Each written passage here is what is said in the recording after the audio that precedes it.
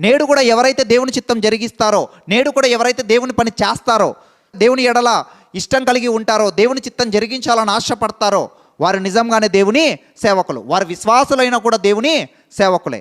దైవజనులని పేరు కలిగి, బిషప్పులని పేరు కలిగి, రెవరెండులని పేరు కలిగి, సేవకులని, సువార్థికులని, గొప్ప సేవకులని పేరు కలిగి ఉండి కూడా వారు ఒకవేళ దేవుని చిత్తం చేయకపోతే, దేవుని ఇష్టానుసారంగా బ్రతకకపోతే, దేవుని వాక్యానుసారంగా వారు జీవించకపోతే, దేవుని యొక్క ప్రణాళికను వారు నెరవేర్చకపోతే వారు దేవుని సేవకులు కాదు.